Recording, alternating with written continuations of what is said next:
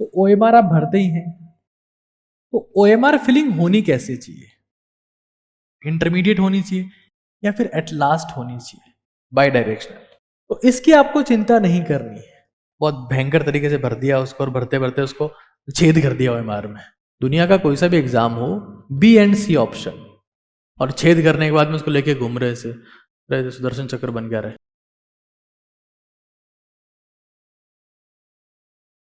सबसे पहले है OMR कैसे फिल करनी है, वो यहां पर आप देखें। देखिए, जब भी आप कोई सा क्वेश्चन सॉल्व करते हैं तो OMR आप भरते ही हैं, तो OMR फिलिंग होनी कैसे चाहिए? वो इंस्टेंट होनी चाहिए या आपने हाथों हाथ ही भर दी? इंटरमीडिएट होनी, आप जवाब दीजिएगा, मैं आपके जवाब के लिए, इंटरमीडिएट होनी चाहिए कि 10 से 12 सवाल के बाद में भरी, या फिर एट लास्ट होनी चाहिए? एट लास्ट होनी चाहिए। इन तीन में से अगर आपके पास में ऑप्शन है कि आपको इंस्टेंट भरनी है, आपको इन बिटवीन भरनी है, या आपको लास्ट में भरनी है, तो 90% लोग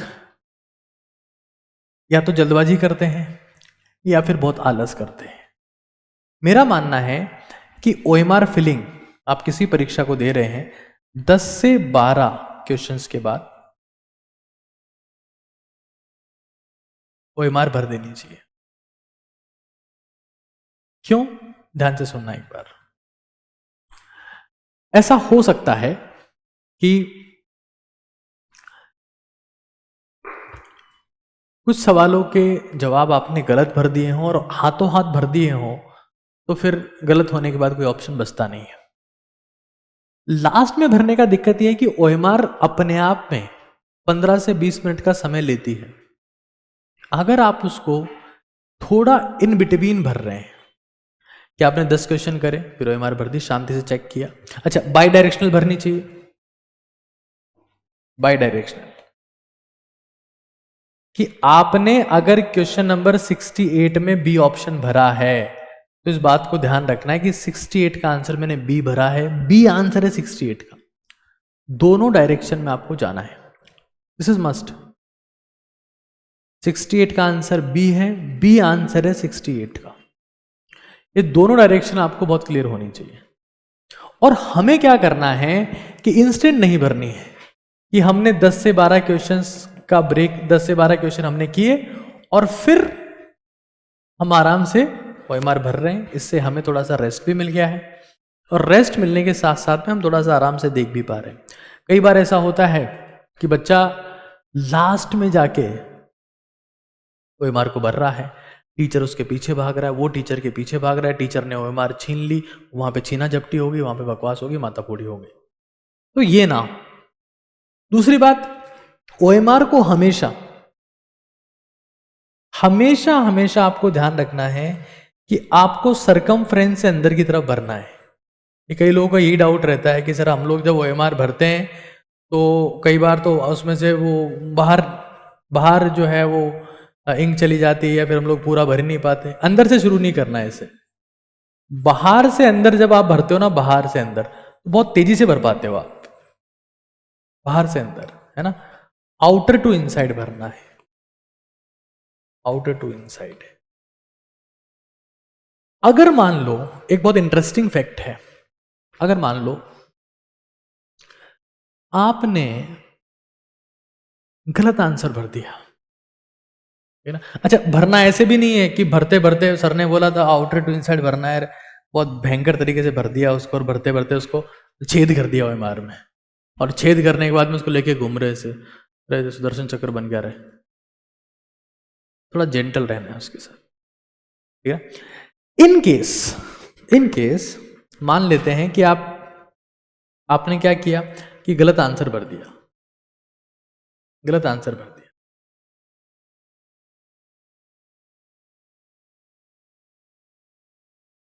अगर आपने गलत आंसर भर दिया तो जितने भी OMR स्कैनिंग सॉफ्टवेयर्स हैं, ठीक है, वो इस तरीके से डिजाइंड हैं कि लेट्स से आपने गलत आंसर भर दिया और अब आपको आपने बोला एग्जामिनर से, जो इन्विजिलेटर है उसको, कि साहब मुझे आप वाइटनर दे दो, मैं वाइटनर से इसको ठीक कर लेता हूँ।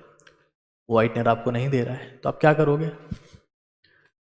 मान लो आपने ए ऑप्शन भरा, आंसर उसका सी है, तो जो जो सी ऑप्शन है उसको ही भर दो, सी ऑप्शन को ही भर दो, कोई दिक्कत नहीं है। चाहो तो चारों ही भर दो, A B C D, but C option को भर दो।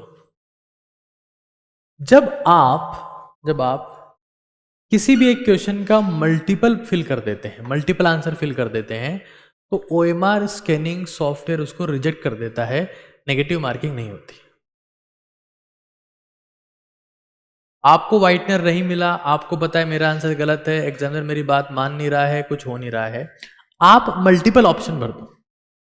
मल्टीपल ऑप्शन भरने से क्या होता है कि स्कैनिंग में वो रिजेक्ट हो जाता है, स्कैनिंग जो है उसको रिजेक्ट कर देगी, तो आपको -1 नहीं मिलेगा, आपको 0 मिलेगा।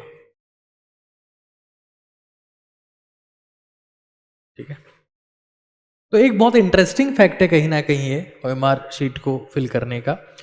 और कई बार ऐसा भी होता है कि आपने मान लो रोल नंबर गलत भर दिया, तो इसकी आपको चिंता नहीं करनी है।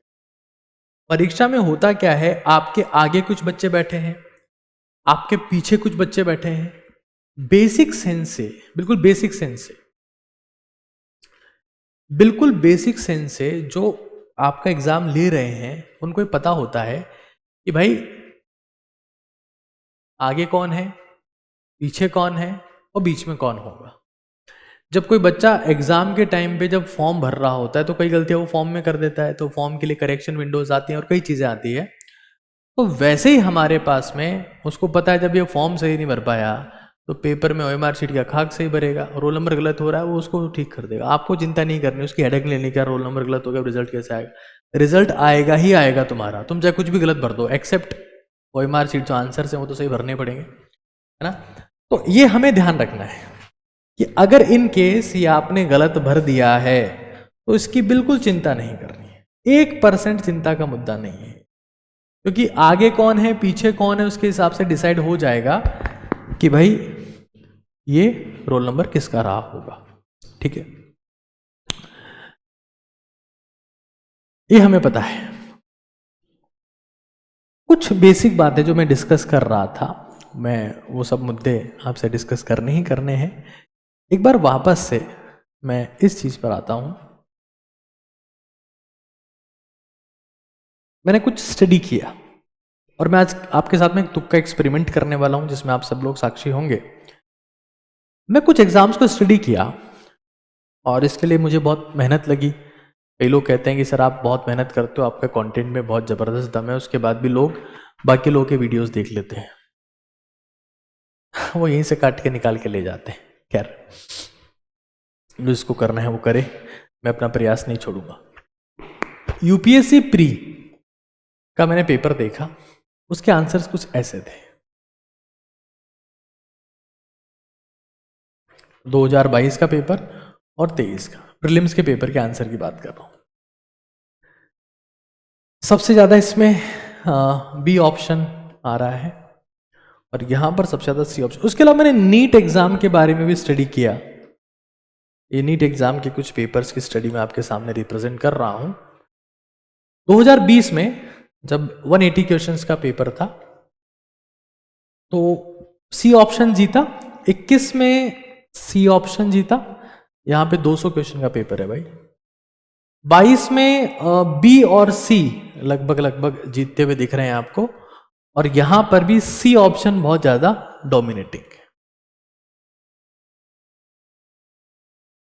मैं कुछ बेसिक स्टडी आपके सामने रिप्रेजेंट करने का प्रयास कर रहा हूं।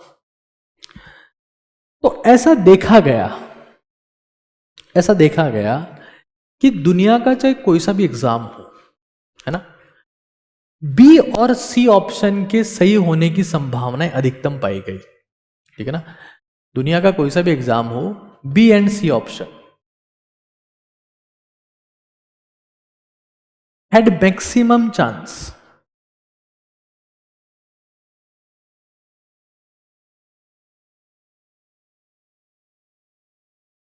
मतलब अगर कभी आप इन केस आप अगर तुक्का लगाने का प्रयास कर रहे हैं या प्लानिंग कर रहे हैं तो आपको बी और सी ऑप्शन पे जाना चाहिए। फॉर एग्जाम्पल मैं आपसे एक सवाल करता हूं कि मान लीजिए आपके पास में ए, आपने सी को तो हटा ही दिया कि भाई सी तो गलती है, सी तो गलती है, लेकिन ए बी डी में कंफ्यूजन है, क्या लगाऊं मार्क? बी लगाना है। मान लो आपको ए सी डी में कंफ्यूजन है, बी को आपने हटा दिया, क्या मार्क लगाऊं? सी लगाना है। ये ह्यूमन साइकोलॉजी है। जब इंसान पेपर डिजाइन कर रहा होता है तो साइकोलॉजिकली वो चाहकर भी ए और डी को सही ऑप्शन नहीं कर पाता, वो बी और सी को ही मोस्ट ऑफ द केसेस में सही ऑप्शन रखता है। अगर आपके पास में बी सी और डी में आपको लगता है कि ए तो गलती है, बी सी डी में कंफ्यूजन है, तो क्या करें? तो सी को मार्क करना है।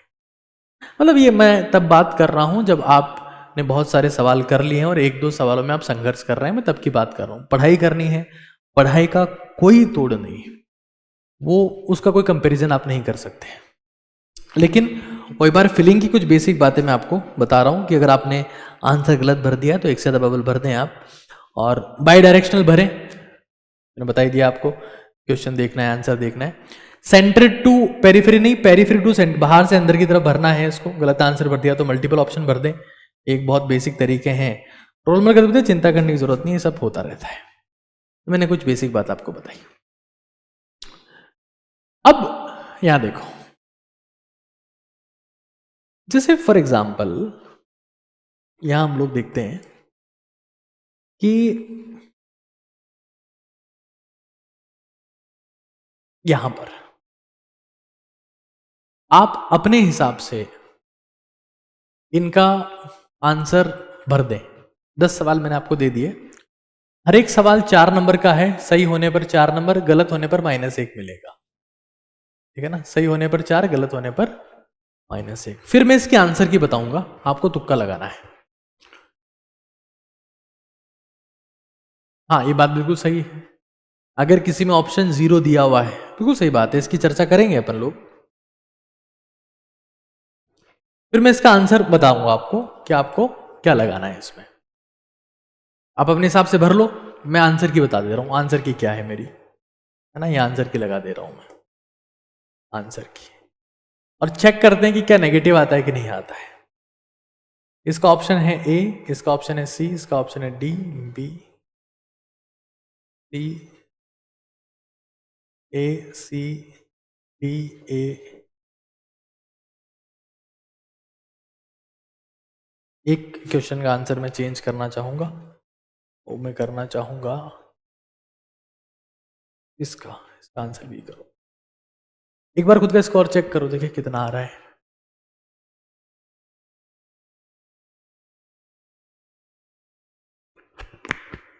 अपना स्कोर चेक करके बता दो मुझे। सही होने पर 4 अपने आप को मार्क्स देने, गलत होने पर -1 देना है।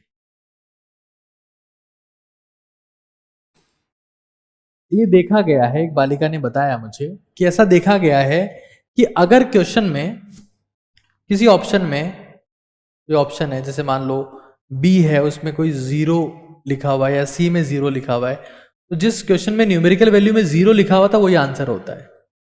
ये भी देखा गया है। और डी ऑप्शन रेयरली सही होता है, डी ऑप्शन मोस्ट रेयर है, मोस्ट रेयर। और ये कब सही होता है?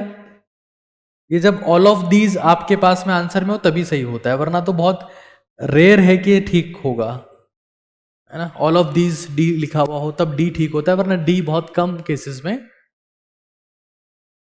होता है। देखो, जब आंख बंद करके तुक्का मारना हो तो बी एंड सी पे मारना। आंख बिल्कुल आंख ही बंद कर ली, बोले सर 10 सवाल रहे, अब तुक्का मारना है, अब क्या करें सर? तो आंख बंद करके तुक्का तो बी और सी पे मारना है, और कोई ऑप्शन अपने पास में नहीं है।